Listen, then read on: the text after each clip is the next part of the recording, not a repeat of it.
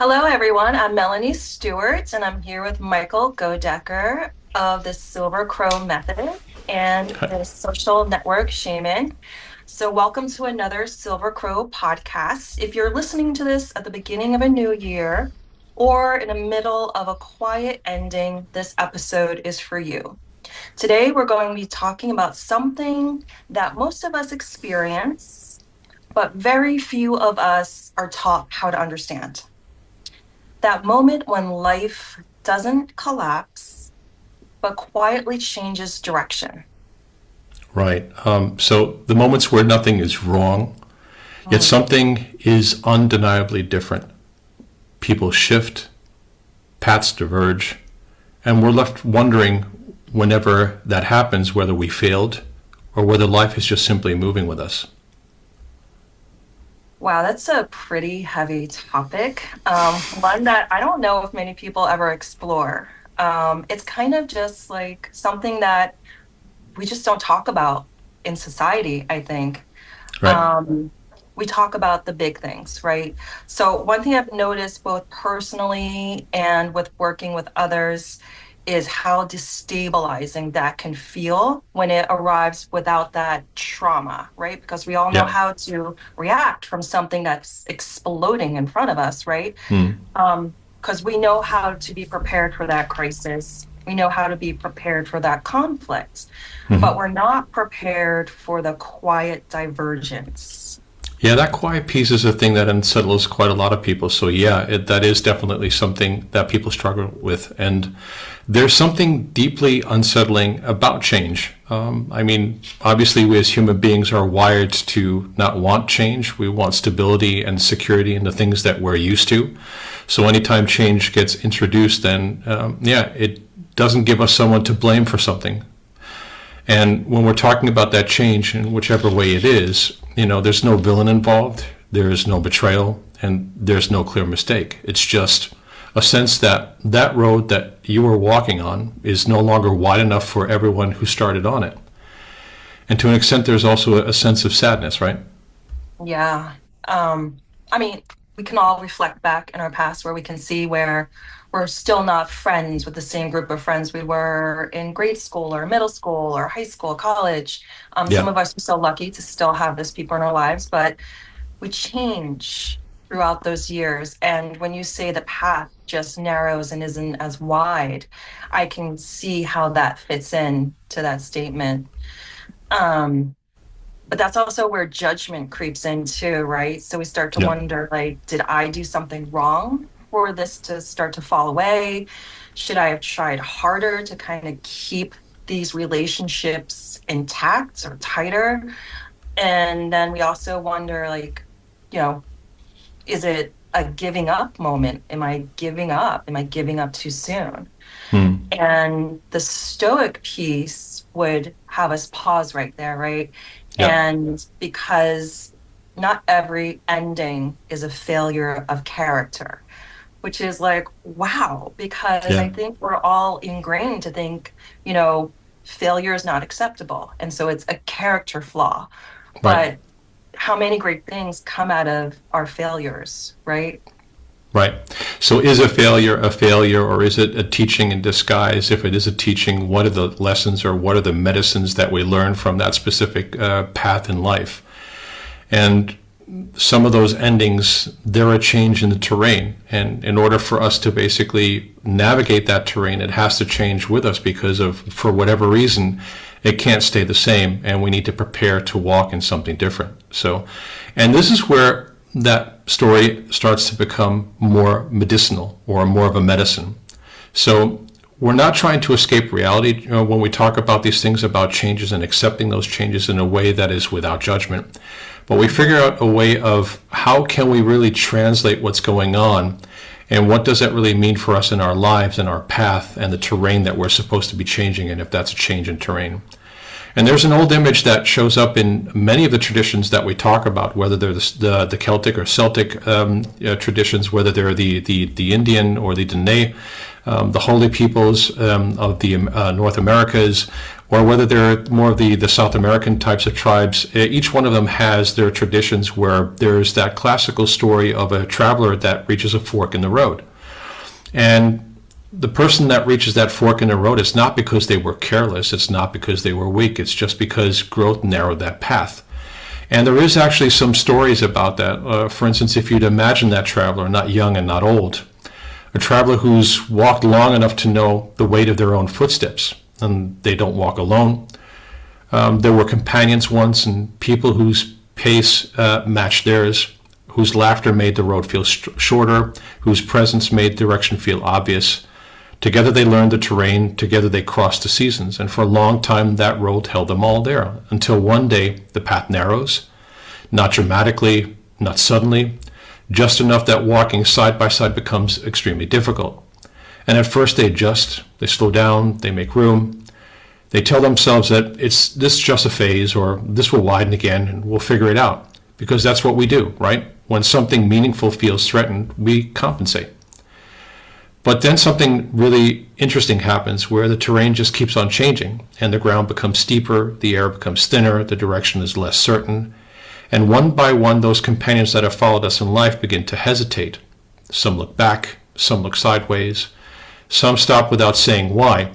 No one's wrong, no one's failed. It's just that the road is simply asking something different of each body that stands on it. And this is the part that we don't really talk about, right? The part where separation happens without betrayal, without cruelty, without drama. Just truth. The kind of truth that doesn't really argue and doesn't really apologize, right? Wow. That is so heavy, so important. There's just so much there. Mm. It just really makes you reflect on a lot of your relationships. It's kind of freeing because I think a lot of us um, imprison ourselves in sense of duty and sense of loyalty to whatever situation is, whatever the relationship is. Also, when you were talking about the fork in the road, I also think about like a tuning fork, Mm. how, like it makes a frequency or it makes a sound that, different pitches, and not everybody can tune their ear to that frequency, right? Yeah, So I think that that's an interesting piece too. right. Um, yeah, so after everyone's walking together for so long, that's why it hurts to see those relationships fall away, and they're important to us, a lot of those relationships. Yeah. And I think some of the important things about that is that the fork doesn't appear at the beginning. It appears after commitment, right? It does. Yeah. Um, and that's why it hurts, because that commitment is there. Exactly. Yeah, so after that shared effort, walking together for a long time, and that's why that really hurts. So, yeah. I mean, if we imagine that traveler who's been walking with others for years, they've shared seasons, they've matched the pace, they built identity together around the road itself. And then almost unnoticed at first, that path is starting to narrow, just like in the part of the story that I talked about. That story goes on further, but Yeah, that would take us like over 20, 25 minutes just to talk about that one story. Maybe I think I'll do a separate video on that so that it's that's a not good too long story. today. Yeah. And then, they notice, unnoticed at first, that the path starts to narrow down, and then it's not dramatic, just enough that walking side by side becomes an effort or difficult or more difficult. Yes, and what do most people do at that moment, right? When they start to feel it, you feel it, and it's almost like this knee-jerk reaction, right? Yeah, And what we've talked about with the Silver Crow method and the shamanic practice is about the agreements that we've made, right? So right, we have made agreements previously that we're operating, it's our operating system. So we right, start pulling from our agreements and in those relationships throughout our lives, and we're doing those compensations and not even realizing that we're compensating. We just think this is just part of the dance that we're doing with the people that we're in relationship with. right, um, they slow down, they overcarry, and they tell themselves that it's temporary. Whatever this season that it feels like, which is human, and it's also generous, Right. to extend that towards the other person we're in relationship with. But Right. it's not sustainable Right. when it comes down to it. Yeah, and there's a few different concepts that we have there in shamanic medicine that practitioners are taught, and the way we talk with different clients and stuff when we're doing journeys. The first one is sovereignty. So there's something that's called the martyr complex, where we have in those different types of situations where we say we always have to subjugate ourselves to be able to fit into this relationship or whatever the situation is, that path. Because it's probably our fault. And I mean, we can't be egotistical. We have to basically make everything work, even when it makes our life more difficult.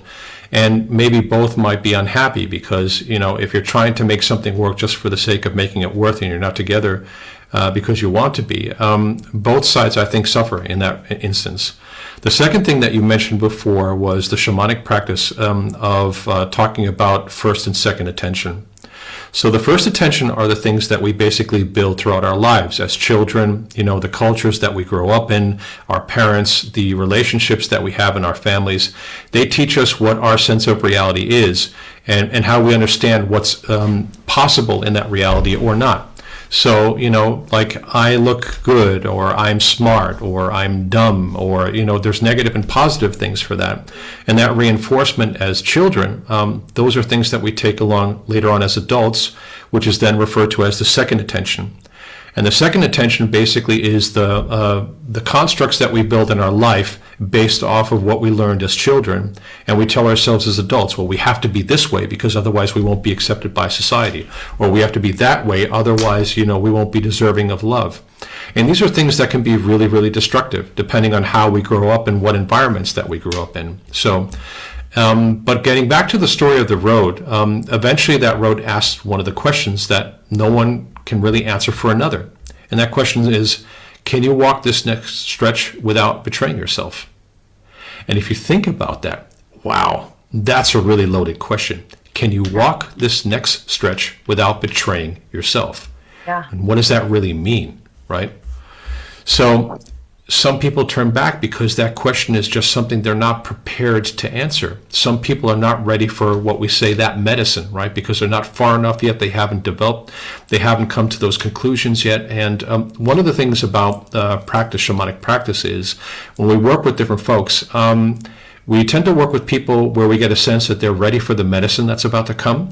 And you typically get a feeling that when you work with someone before the journey starts and the work starts, that there's something that they have to resolve, which is the reason why when we have these sessions, we spend like the first 10, 15 minutes getting to know the person that we're going to journey with, to understand what are the things that they're looking for, what has their path been until that point, and what is the different types of medicines that may come in this specific session that they're ready for, more importantly, and how can we help them integrate those things as a guide, helping them through that and navigate those messages that come in real time, right? So, and when we answer that question or want to face that question, some people turn back, some people stop, some choose safety or familiarity.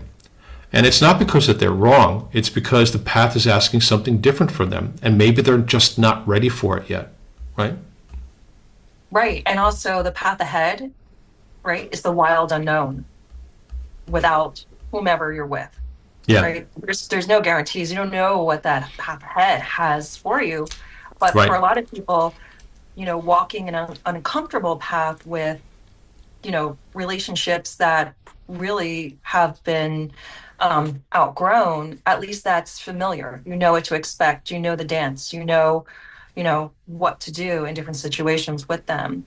Right. Yeah. So this is where Stoicism gives us the most grounding tools here. The distinction between what is ours to influence Mm-hmm. and what is not ours to command. Mm-hmm. Right. You can walk honestly, choose integrity, and name what's real. Exactly. You cannot force others to grow with you, preserve paths that no longer fit, and keep people at a cost of your truth. Yeah. Wow. Yeah, Wow. that's Wow. that's So that's a big that's one. really selfish if you're thinking about it, like keeping people. Yeah.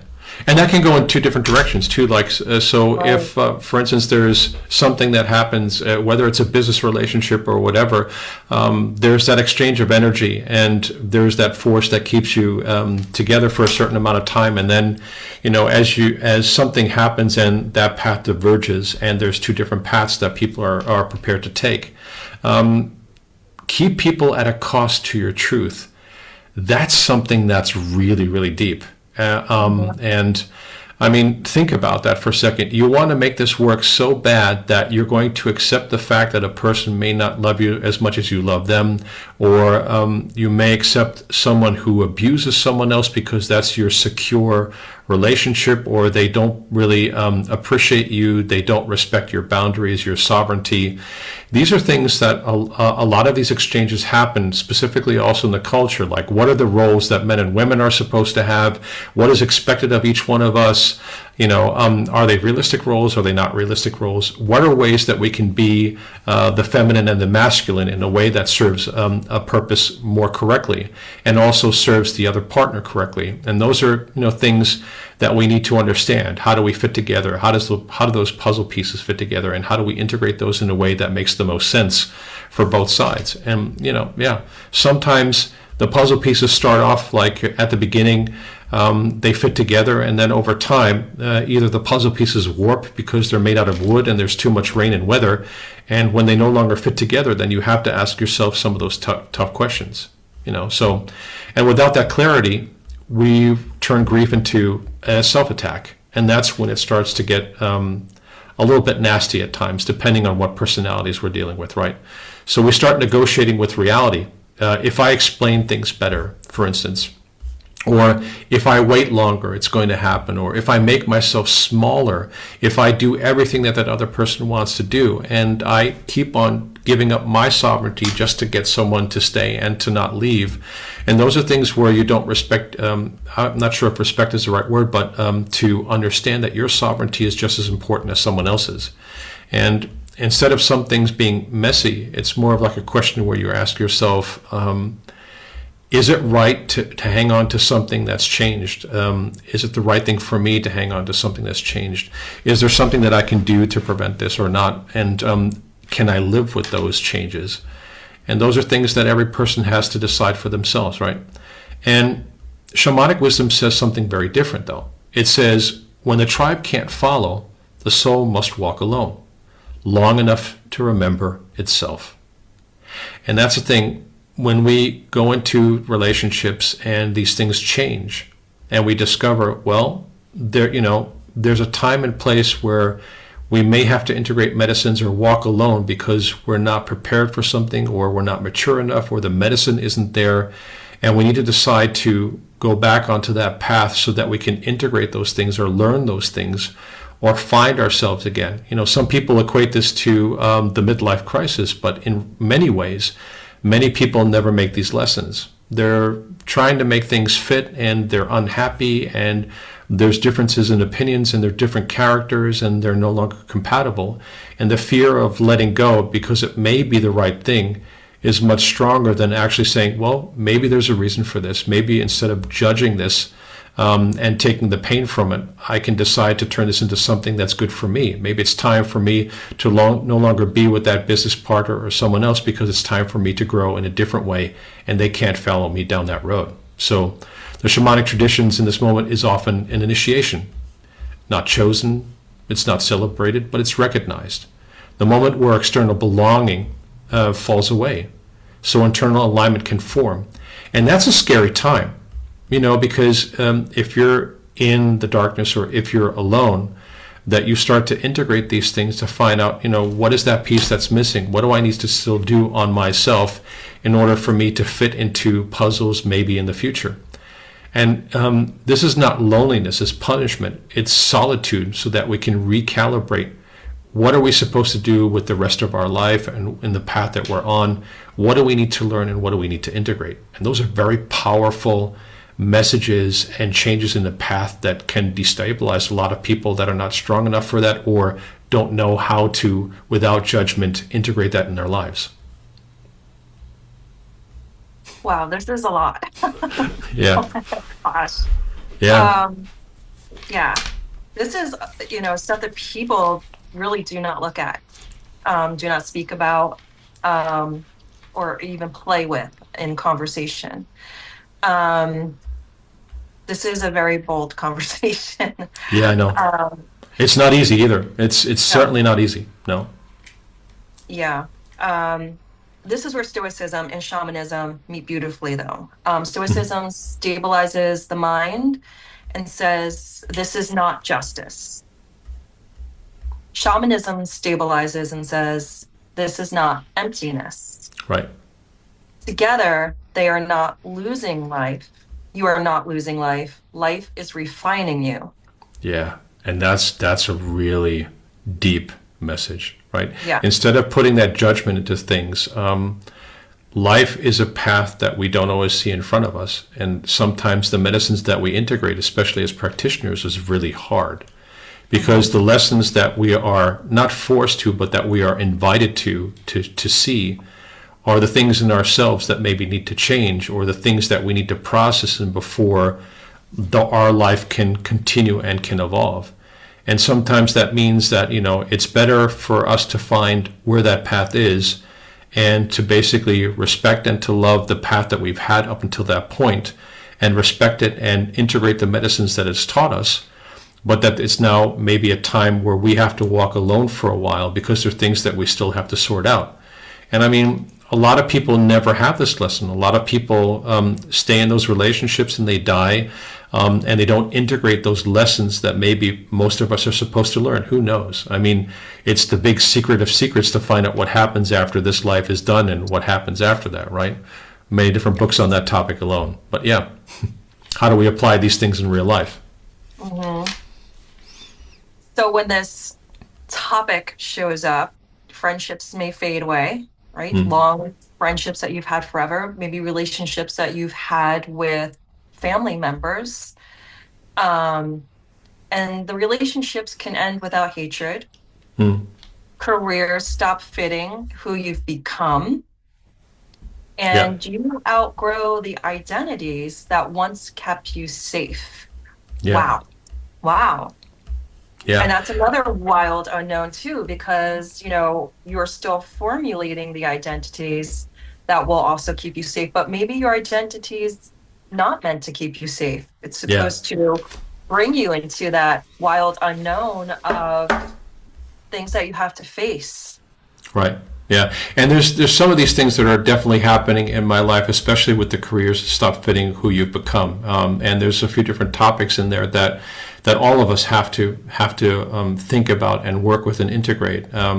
Especially with me, for the longest time, I come from the cybersecurity space, and for the longest time, the integrating medicines and helping people as a guide, as a practitioner, is something that I put on the back burner, even though I knew this was an important aspect of my life. And I became sadder and sadder, and I knew that there was a piece of my life that was missing that I had to do for my own, for my own health, mental health, but also for my own happiness, that there was something that was still missing in my life that I had to integrate. And that part of that path is something that I had to go alone. It's something that I had to be taught in a specific way to resonate with that medicine and to go through some really hard stuff. What are those first and second level agreements? What is the trauma and the other things that I've basically carried with me for more than 50 years in the way that I grew up and the things that I've done? And a lot of people think that when you become a practitioner, you do that because you want to heal people. But most of the practitioners that I've had the honor and privilege to train with, we basically go down or go up this path because we want to find out what is broken in us. What are the things that we can do to stop being broken, and how can we integrate these things and the experiences that we had? How can we convert that into something positive that serves the greater good, and how can we help other people and guide them because we've had these experiences, right? And that's something I a lot of agree. people, Yeah. yeah, forget. Yes. So probably explaining it to others is the hardest part, even to yourself. Yeah, And that's why non-judgmental is very, very essential, especially in things like this. Not everything that needs a narrative of blame needs to be discussed. Sometimes the most mature sentence is simply, this chapter carried me as far as it could. And now it's time to, the path that's going forward is meant for me to either to travel alone, or there's things that I have to integrate where it's up to me to do these things and I have to do them by myself because I'm a grown adult and it's my responsibility to integrate myself. Or there's a piece of medicine that is meant only specifically for me.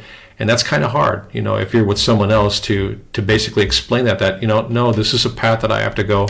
This is something that I have to do for myself, and you can't really help me with this because it's me that has the responsibility of doing that. And that's a tough one. That's a really tough one. There's no drama. There's no resentment in that. It's just a truth. And you can decide to accept that truth, or you can run away from it. More often when we run away from those truths, they just come back, because the lessons that we need to learn in life, it's very cyclic, or cyclic, whichever way you want to pronounce that. So there's certain things in medicines that we're supposed to learn that if we just glance over it, or if we just ignore it and just keep going, that medicine will keep on coming back, and the situations will get much more dramatic and much bigger until we finally deal with the things that we need to deal with, and then we can start moving on, right? And that's a disservice to someone else too, right? Yeah. So would you say this is the quiet whisper from the universe instead of that big wake-up call? Right. Yeah, so the whispers are when we have these things that we listen to, these changes, they are things that are meant to be done with the sovereignty of ourselves and others that are involved in this, but also in the greatest respect that's possible, so that we can integrate these things. While we acknowledge they've been with us for a while, it's now time for that change to happen, because we both have to evolve, and that evolution might be separate paths. And it doesn't mean that those people aren't loved, and that the love that you had until that point was not important and it was real. But it does mean that sometimes things change, and that's the realism of the universe. I mean, it's the realism of life, and those are the things that we are forced to deal with if we don't deal with them soon enough. That's amazing, Mike. So if you're standing at a fork right now, you don't need to decide today. And Stoicism never rushes clarity. It teaches us to stand well before we walk further. Right. And the shamanic practice reminds us that the path ahead doesn't need to be visible. It only needs to be honest. So feel your feet. Notice what no longer fits without forcing an answer. You're not behind. You're not broken. You're simply at a crossing. Right. And crossings are where that wisdom is born. So the path may have changed, but you're still walking. And that's enough for now.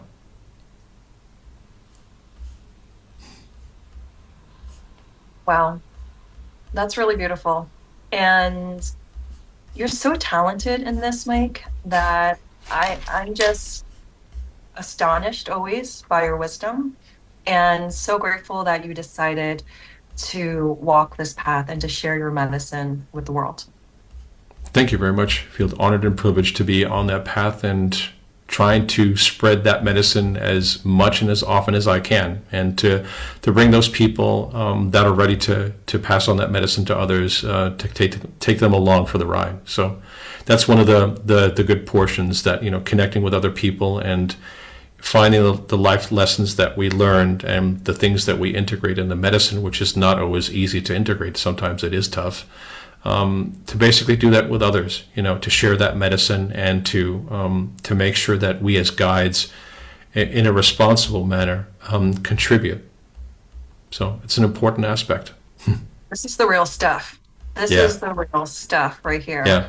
Wow. Yeah. Amazing. It's not about the people that are fancy schmancy, that are dressed in all these, whatever expensive suits, and look at me, I'm healing you. It's about, no, I'm the guide. I'm a guide for you. if you're right for the medicine, because not because I know everything, but because I've experienced quite a few things, and I've probably been down the road you have been on, and that experience allows me to serve the greater good, to serve Creator, and also to basically help heal the web of life. That's amazing. Thank you so much, Mike. Really Thanks. appreciate this chat. Thank you so much, Melanie. Thank you for your time. And Yeah, I hope everyone enjoys this session, that we have a lot of different conversations about this topic, because I know it's not an easy one. And there's a lot of different things that we can discuss, both from the shamanic and the stoicism perspective here. So let's hope that people start asking questions and they resonate towards this discussion, and we'll take it from there. Yes. Very happy New Year, everyone. Thank you. Happy New Year, everyone. Bye-bye.